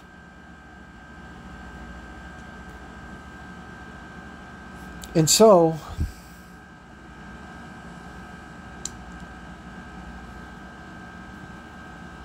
I feel like this is the best example that I can do. Like, outside of Jesus just coming to me and telling me, like, stop about the stock market. Like, we don't mess with stocks. Like, this is what I want you to do. Outside of hearing something from someone, which I've never heard anything from anyone. Outside of that, like, I have to be where I know I can make that impact. And this is it. This is it, people. It's going to happen. It has to happen. And I just hope that there's enough people that come and watch this video after the fact and we're just like face palming, wow, this guy's been screaming to us for how many years now that he's God. And like, if we would have paid close enough attention, if we would have read the Bible and actually tried to understand what it's saying word for word. I mean, in almost every book it says God is the one coming. It doesn't, like, it says Jesus says I'm great, but God is greater. Why would Jesus talk about how great God was unless God was going to come and prove something? Why would Jesus say that the kingdom of heaven is as these people kill the son of this mighty man, and the mighty man comes and takes his army to go destroy those people, the ones that that killed his son, and then Jesus dies claiming to be God's son? Why would it say all of that? Why would the book of Revelation say that the man who overcomes will be the man who rules for 1,000 years? Jesus doesn't have to overcome anything. He already overcame. He's God now. He's the only God in heaven. And so,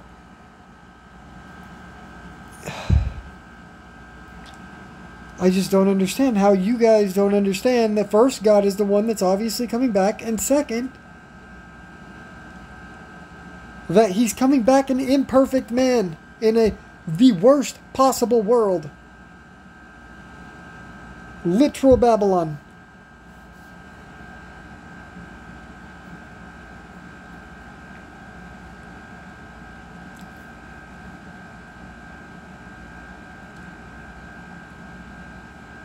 Yeah, I don't know. It's wild to me. And so, like, I believe the spirituality part where, like, one day I will reach exaltation through, like, spirit with Jesus. I don't believe I'm there yet. Like, I believe I'll be able to heal people completely of anything and all things the day that I reach that. But I believe it's my job to exalt myself in this world, gain the power to shut up the politicians, the rich people, and everyone, and make them afraid Marcus might come their way. Because if I make you my priority, you're fucked. Most of you aren't worth my time, and, like, you'll just disappear when you see me get power, because, like, it's going to empower all the good people around in all the societies. Like, you get wronged by somebody, you just go find the two men that you know that are on my side, and they will go make it right. They will confront the man, and they will make it right. Just the way it used to be. You didn't always need to call a cop. You just got the neighbors around and said, look, this is what's going on. This guy ain't right. And that is law. And when we lived in a righteous society, that was okay. And it was okay to not be perfect, but, like, you had to admit when you were wrong and you had to try to be better. Those were the rules. Those were the standards. And we've lost those standards.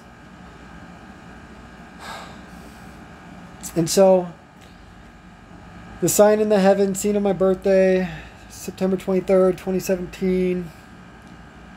7 years from then is this September 23rd. If you go and you read 1 Peter chapter 5, you'll see how it's the first, like, it talks about the chief shepherd shall appear.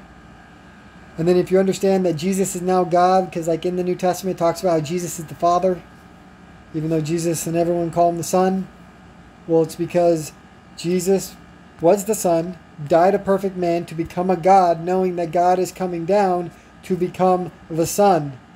And it's just, they piggyback off each other through the same cycle in order for God to come here, save the world, and then, aside from creating peace and prosperity all over the place, a few handful select of you are going to actually want to become gods. And when I find my exaltation, some of you are going to be on your way to finding your exaltation, where you will be equals with me. And I'm not talking about, like, king of the world. I'm talking about you put your hands on somebody and they are healed of anything. I'm talking about You pray for more food because there's 1,000 hungry people around with no food, and the food appears. Like, that's where we're headed, people. And so, not everybody's going to want to rise to that challenge, but most people, I believe, are going to want this security, the blanket. Like, even if you thought I wasn't God, you should still want to exalt me as God. Because nothing can be worse than this government we have in America. Nothing can be worse. And so the best thing to do is just make a king. We need a king. A king is the only answer, because then at least if that king screws us, we know who to kill. And then the next king's not so brave. And then the next king's not so brave. And at least we can fight back. But when you have democracy, a police state, and everyone addicted to all these things that make us angry and hate everybody and want to fight all the bad things that we think are bad, even though everything's bad, and even the things you think are good are bad. Like, that's where we're at, people. It's a scary world. I couldn't imagine a worse world. I really couldn't. I think the Old Testament, honestly, was probably better. Even though it was more sicknesses, and even though you were like, somebody goes and hurts your brother across state, you got to pick up your army and friends and go fight for your brother. And like, you fight to the death. And like every principle was black and white, and like, that's just the way it was. Like, at least they knew. At least they knew they were doing wrong when they did wrong. Right now, everyone doing wrong and acting like they're right, and no one should judge them for it. It's like, motherfucker, I'm judging because I'm better than you. It don't matter who you are out there. I am the closest thing to perfection. I'm not there yet, but I'm getting fucking close. I promise you that. I'm getting close.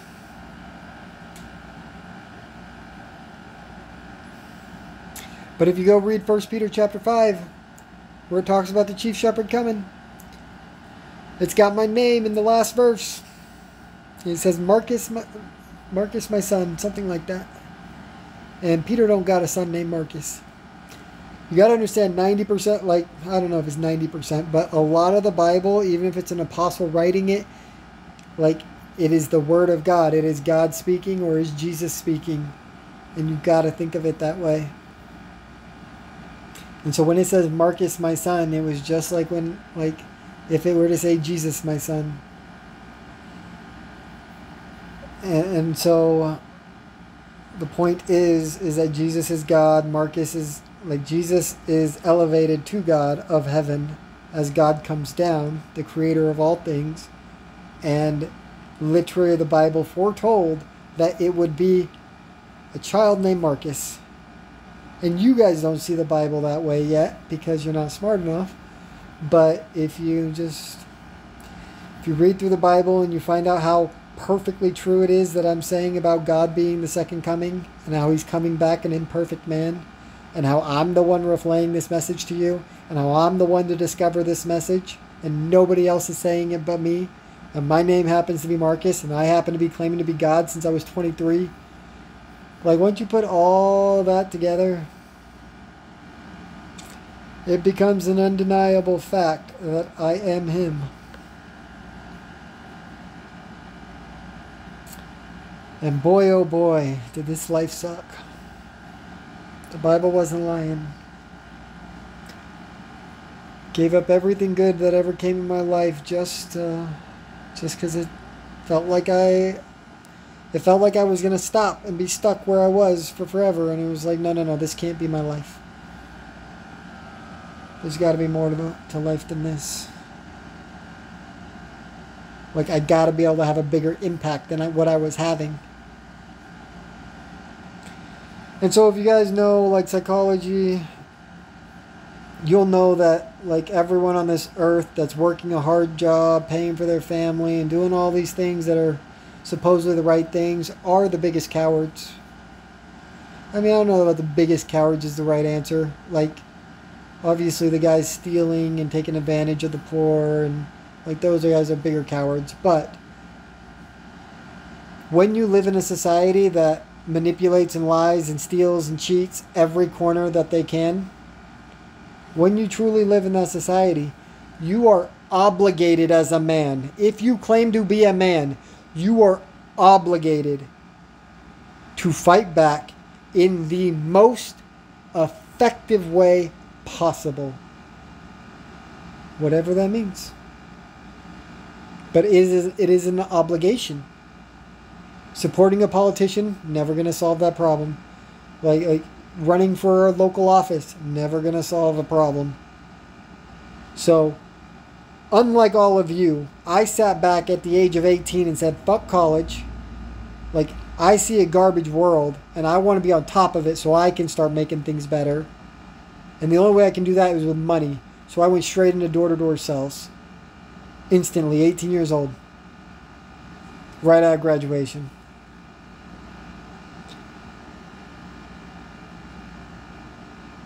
And that's because everywhere I looked, they said, like, you want to make money, you got to prove that you can sell something. Sell something, money's yours. So I went and started selling, and then I started making a little bit of money, but it wasn't like I need billions. I really do.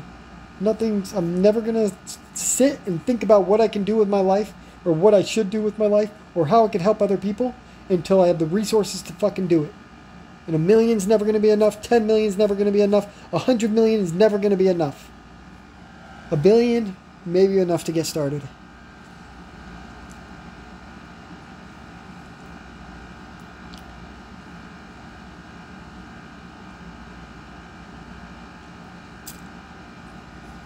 And so, I don't think, like, gathering the money is really going to matter. Like, I think that dominating the stock market and then buying my way onto publicity. Like, can Fox News really deny an interview with me if I'm the guy to crack the market, even if they hate my politics, hate what I got to say about them? Like, it's just hard for me to imagine that that they can try to silence me, you know? Not when I got the money.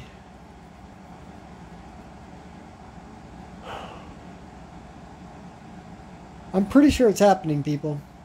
I'm pretty sure it's happening right fucking now, next 2 weeks. Like, this world becomes mine. And I hope this video ages so well in that fact. I'm going to do my best to make it happen.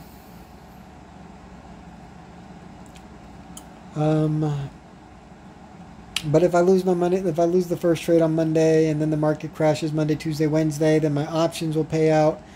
And, like, it could end up being that I don't start until the week after. Just because I'll be so broke until next payday type of thing. But we'll see. I mean, I'm definitely going to try it out on Monday and, like, just pray for the best in the first trade. After the first trade goes through, I can be way more conservative. But, like, from the first trade, like, I have to win that one in order to be able to be comfortable enough to close out a trade that's losing without taking the full stop loss and just waiting for a better opportunity. But, like, in this first trade, I can't close out for a smaller loss because I'd be below the necessary balance. So it's going to be close. And so hopefully it just goes well on Monday, and then I don't go crazy like I have every other day, where, like, either the end of day or the next day I just give it all back. Hopefully I don't do none of that no more. I know how to not do that, but I don't know that that gives me enough money that I am content. And so I'm still in this in-between phase of wanting to make it all in immediately versus wanting to slow it down and just take the 10% every day for a year until I'm uber rich. But the point is, there are 3 or 4 opportunities every single day where it is easy freaking money, even if you only want to take $5 of action. But take that $5 every time, and $5 times 5 is $25 in one contract on a zero margin account, which means you have $1,500 to trade one contract. $25 is $150. That's 10%, motherfuckers. Oh my god. No, it's $125. $125. So it's like 8%. That's still Still too easy. Too easy. Anything else for y'all? Any final thoughts?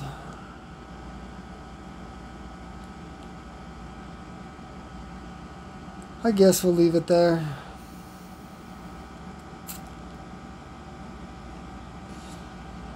I mean, I guess if you're looking for advice, so obviously the only way to fix the world is to anoint a Christ. Whether he does us good or bad, whether I or he, whoever, like, because I just want it to happen so we can move on to the next stage of life. Like, who knows, the first person we appoint might be the Antichrist.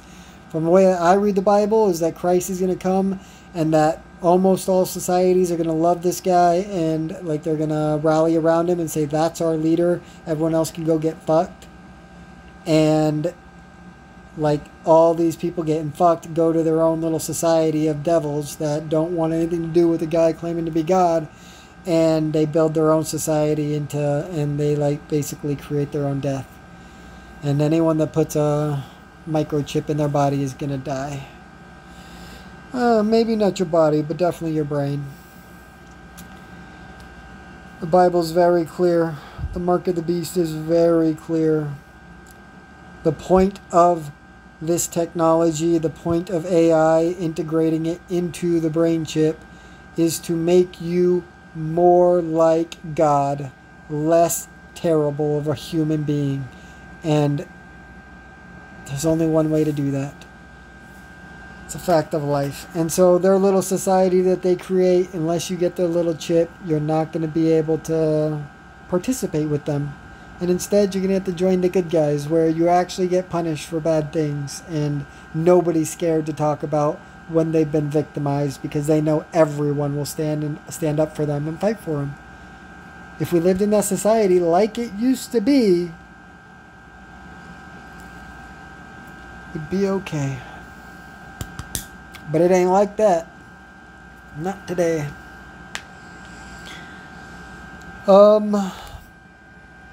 Yeah, and so obviously I think like the Christ option is the only option to actually fix the world.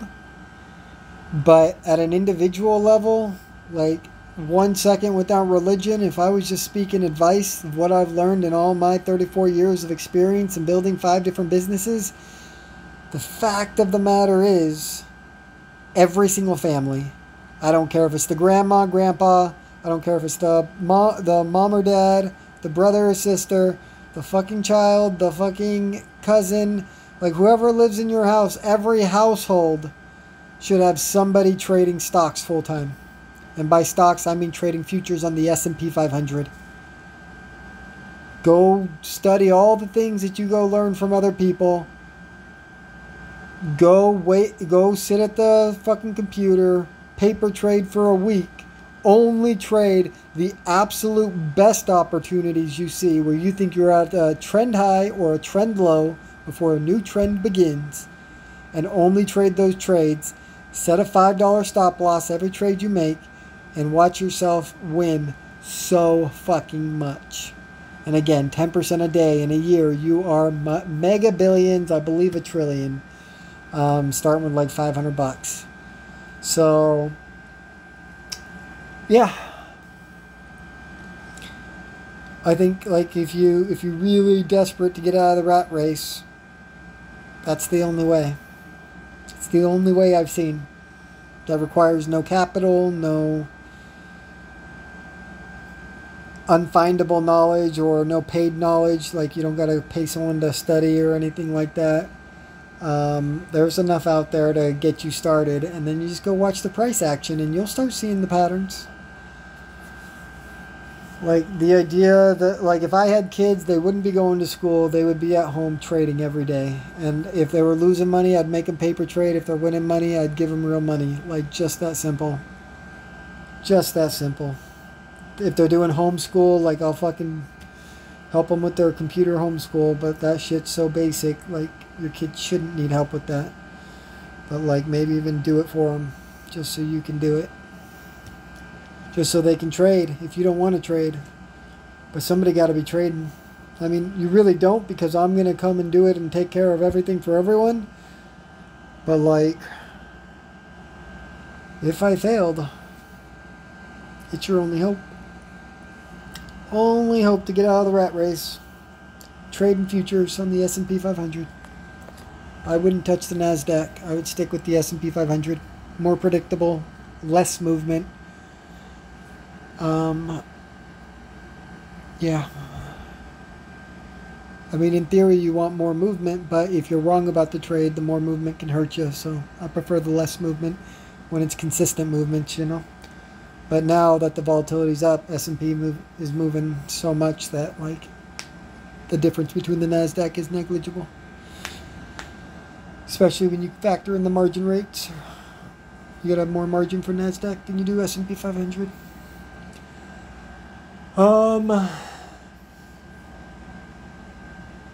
What else? Yeah, I mean, come join me on Monday. Let me start showing you about the market, show you how it works. I'd be happy to show you. It's what I do. And if that Monday doesn't work out, then I probably won't be back till like that Friday, but I'll show you then. And all the next week after that. Because like by that Friday, I'll have, like, even if I lose this money, I'll have at least $300 in my account that I'll put back in. And once I'm at 300, if I just trade one contract, then I'm really not, like, I've never gone from 300 to below the minimum trading as long as I stick to one contract. But the problem is I'll get to 400 and then I'm like, okay, now I'm going to go 2 contracts. When in reality, like, if I want to be super conservative, I need to wait till I get to 1,000 to trade 2 contracts. And then wait till I get to 1,500 to trade 3 contracts. Wait till I get to 2,000 to trade 4 contracts. That's what I should do. But man, I just want to get to 1,000 so bad. Like, since the last, I don't know, since I've been feeling so confident that I know that I can never quit trading. Even if I lose money for the next 6 months, I can never quit. Because I already know I'm right. And the only question is, when am I going to let myself win? When am I going to act like it matters? I'm going to try to make that happen this next 2 weeks. But I'm going to do it while also trying to be aggressive. And so it may not work out this week, but then the week after that, you'll see lots of wins. You'll see multiple days where I leave with a hefty profit. And hopefully I never lose again. Like, after I get back up to 300, I plan to never have a losing day again. And it's totally possible. Anyone saying that that's not possible, that the market's going to get you one day, like, you just haven't watched the patterns. You don't realize that when the market's doing something and it's like unsure if it's going up or down, you don't have to do anything. You can wait till it goes up or down. But then it's going to create a pattern that proves it's the top, or it's going to create a pattern that proves it's the bottom. And then you go and you bet the other way for the trend change. Like, it's not that hard, people. Like, you can get it wrong every once in a while, but even when you get it wrong, usually you're right for at least a little bit, because that pattern always, like, gives you something. And so you can usually take at least a small profit, but also, like, if you get it wrong and it goes against you, then, like, you close out for a small loss. If you have a $5 stop loss, then that would be like $25. And you wait for you wait for another pattern. Or you wait for the pattern to finish that you already started. But it's very important to know what the patterns do, to know whether the pattern is finishing or just starting. And that's some stuff I can help you with.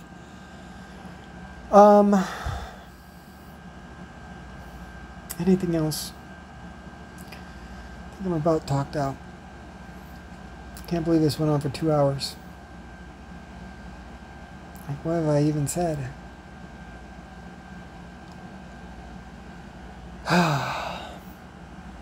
Well, yeah, I don't know. Hopefully I go exalt myself among the heathens. There's no greater place of heathens than the stock market. So, like, if I go do something amazing enough that everyone's got to be like, damn, this guy's the guy, like, nobody does this and he did this and that's special. What else does he got to say?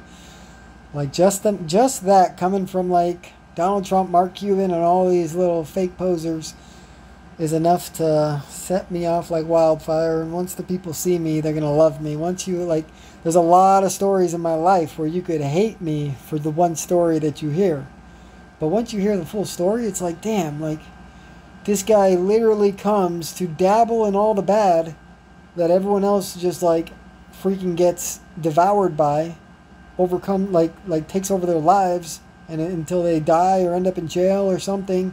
And me, it's like I dabbled in all of those things with my bad friends, and I just walked out of it. Like, it didn't make me feel good, it didn't make me feel strong, it didn't make me feel smart, like, it made me feel bad. I don't know, like, I was unhappy, and so I walked away. And it's just that simple. That's what I do. And I think that makes me a unique and individual person. Like, I'm the only one.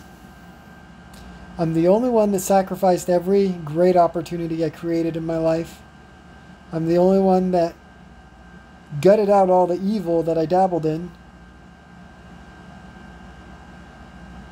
And again, I'm not the only one that done like any of these things, but I'm the only one that done all the things.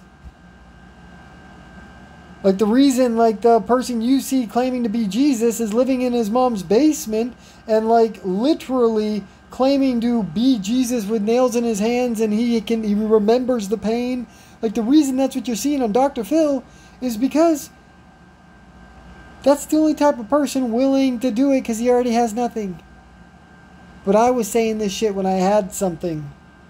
When I had 50 employees, I was saying this shit. Not to my employees, I was just leaving it to my YouTube, but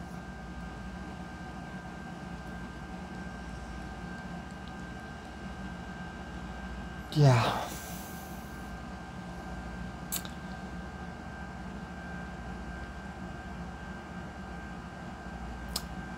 Again, my resume, flawless, as long as you know the whole picture. If you just hear a story about me, you might hate me. If you just tuned into part of my YouTube and seen me say something, you might think less of me. But it's only because you're the fool that didn't take the time to listen to what God really got to say in full. Like, imagine how people are going to feel. Like the ones that like spent extra effort to ridicule me and talk down to me. Like the day I'm exalted among this world, and the day I weaponize that global media to gather 1 billion people to love and anoint me as their God, everyone else is going to be so scared about what I got to say and what I got to do.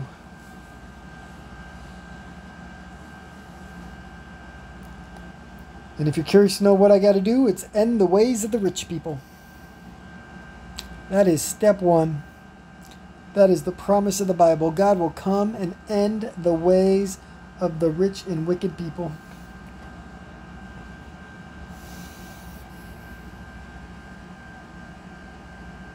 But it doesn't actually say that God's going to kill. Like, I mean, it says after 1,000 years of him reigning that everyone's going to come to kill God. And then Jesus actually comes from the sky and kills everyone. And then Judgment Day. Like spiritual world type thing. And so it does say that. But like in the second coming times, it really doesn't say that God's going to kill anyone. It says like a lot of people die from natural disasters that deserve to die. But like other than that, like everyone's going to bring, like anyone that dies besides that is mostly going to be like, it sounds like just be brought upon themselves. You took the mark of the beast. You, what else? You got caught up in the natural disasters. You didn't leave when you knew you were supposed to leave. Like, there'll be signs. Everything's going to be obvious when it's time to do something. And that's when you do it.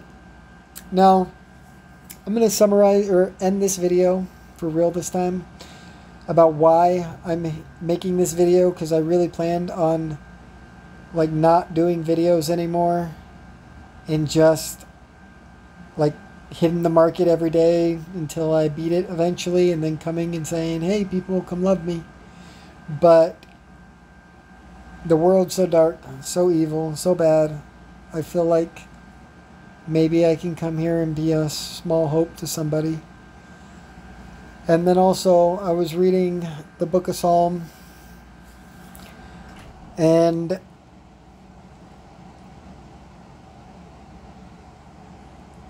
I mean, just a whole 150 chapters are just written to God, saying how much they love God, saying there's a little bit of prophecy about God, and a lot of begging of God, please stop hiding. God, please show your face. God, please speak to your children. God, we need you. And so I'm here. I'm back. And I'm going to be live streaming. And hopefully it goes well. And hopefully, like, I don't expect this video to get more than 100 views in the next 2 weeks. But if in 2 weeks everything goes well, it could go from 100 views to 1 billion views overnight.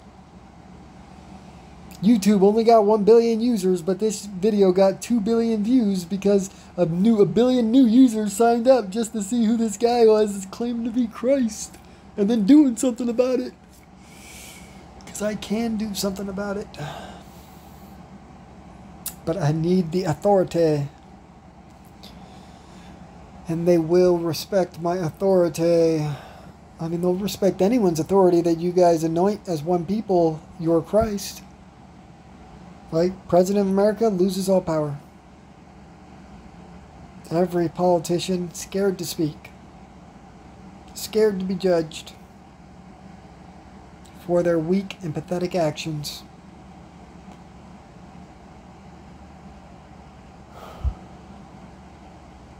It's the truth, people. Go read the Bible, and I'm pretty sure something about what I've said is going to resonate with you when you start reading.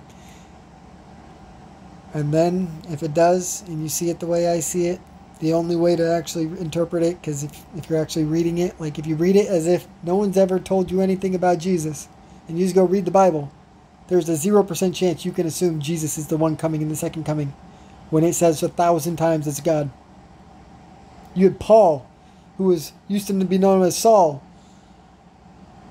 literally begging God to have the ability to conquer the devil and save this world. And then he writes and he says, but it's just not time. Just not the story, because it wasn't about conquering the devil. I mean, it's a small part of it. But the real part of it was to create such a long story of history that cannot be denied, that always gets repeated, including the rise and downfall of freedom in America.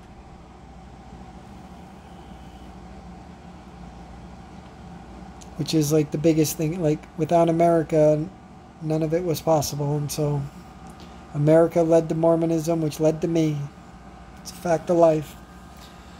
And Mormons got it wrong, but Joseph Smith had it right. Like, Mormons today believe Jesus is coming to save them. Joseph Smith taught God was coming to save them. How they get that wrong, how they switch on such fundamental doctrine, total blasphemy. Total fucking blasphemy, and they all deserve at least a day in hell for it.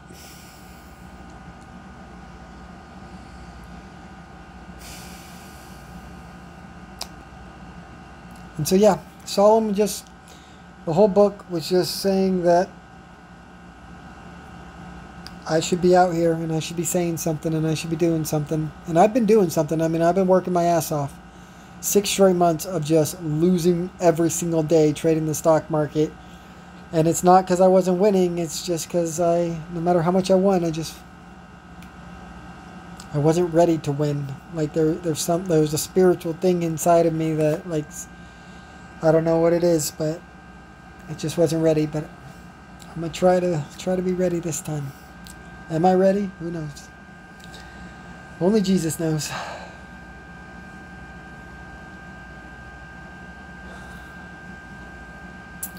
Well, I guess I'll leave it there because I kept saying I was going to end the video and I never ended it. Good luck, people. Good luck. Read your Bible.